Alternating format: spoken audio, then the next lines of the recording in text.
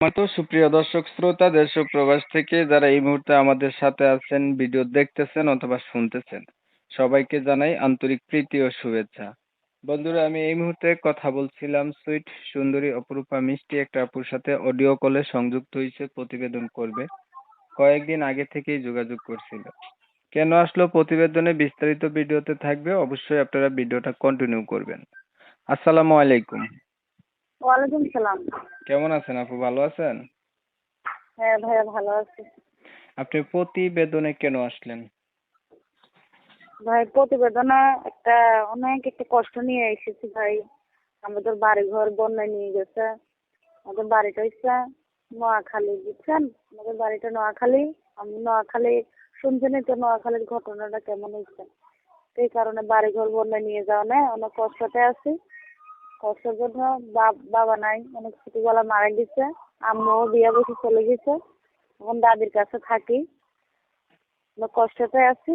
একটা যদি মনের মতন একটা মানুষ চাই যে আমার পাশে থাকছে, আমার সাহায্য সহযোগিতা করবে, আমি তার পাশে থাকবো, আমার অসুবিধা নেই ভাই।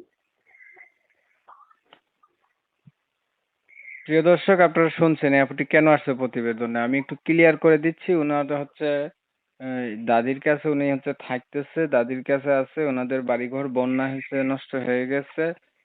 ওনার মানে কিছু এখন নাই, নিঃস্ব হয়ে গেছে। তো উনি চাইতেছে একটা মানুষ যাতে ওনার পাশে থাকে বা দাঁড়ায়, তাহলে উনি হয়তো তার বিয়ে শাদী করে জীবন সংসার করবে। এর জন্য উনি প্রতিবেদনে আসছে। আচ্ছা, আপনার কি আগে বিয়ে হয় নাই? না ভাই, আমি বিয়ের সাথে হয় নাই। আমার বয়সটা হয়েছে 5 বছর। আমি কিভাবে, বাংলাদেশের মানুষ বিয়ের জন্য আসলে যৌতুক চায়, কিন্তু গরিব মানুষ কিভাবে যৌতুক দেবে?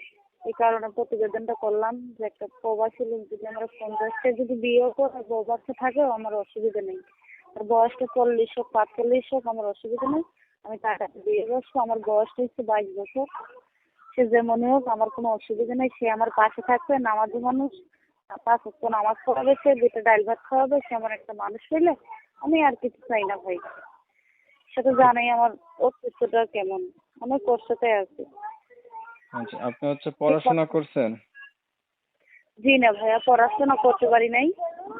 তো থাকতাম দাদির কাছে। দাদি অনেকদিন চালাইছে, এখন দাদি অসুস্থ হয়ে পড়ে গেছে। এখন আমারও কিছু দেখতে হইব। বাসা বাড়ি কাজ করি ভাই, মিশিং এর কাজ। বাসা বাড়িও কাজে যাইতে পারি না, যে পরিস্থিতি তো বাংলাদেশে, অনেক কষ্টতে আছি। আচ্ছা, তাহলে মানুষ বয়স যদি বেশিও হয় সমস্যা নাই। আপনার হচ্ছে একটা প্রবাসী লোক দরকার, এই তো? জি ভাই, জি। আপনি যেমনই হোক মানুষ, আমার কোনো অসুবিধা নেই। আপনি কি আগে কখনো প্রতিবেদন করছিলেন? এই তো জীবনের ফার্স্ট প্রথম। আচ্ছা, আর কিছু বলবেন আপনি? জি না ভাই, আর কিছু বলার নাই। প্রিয় দর্শক শ্রোতা, আপনারা এই আপুর কথা শুনছেন, তবে আমি আন্তরিকভাবে দুঃখিত। কমিউনিটি গাইডলাইনের কারণে ওনার নাম আমি নিতে পারতেছি না। ওনার নামটা ওনার কাছ থেকে জেনে নেবেন। ইউটিউবের নতুন নিয়ম কানুনে ওনার পার্সোনাল তথ্য দেওয়া যাবে না। এর জন্য আমি দুঃখিত। আপনারা ওনার কাছ থেকে জেনে নেবেন যারা যারা আরো কিছু জানতে চান। উনি প্রতিবেদনে আসছে এমন একটা মানুষ চাইতেছে, সে প্রবাসী হইলে একটু ভালো হয়, সুখে দুঃখে তার পাশে থাকবে। বয়স 40-45 হইলেও সমস্যা নাই, ওনার বয়স 22 বছর। মনের মতো মানুষ পেলে সংসার করবে। এখন আমি ওনার কথাবার্তাই আপনাদের মাঝে তুলে ধরছি, আপনারা শুনছেন। শুনে যাদের কাছে ভালো লাগছে চাইলে ওনার সাথে কথা বলতে পারেন। নাম্বার আছে ভিডিওতে। অনেক সময় নিয়ে ভিডিও দেখছেন, ধন্যবাদ সবাইকে। সবাই ভালো থাকবেন, সুস্থ থাকবেন। যদি ভিডিও ভালো লাগে চ্যানেলটা সাবস্ক্রাইব করে রাখবেন। আল্লাহ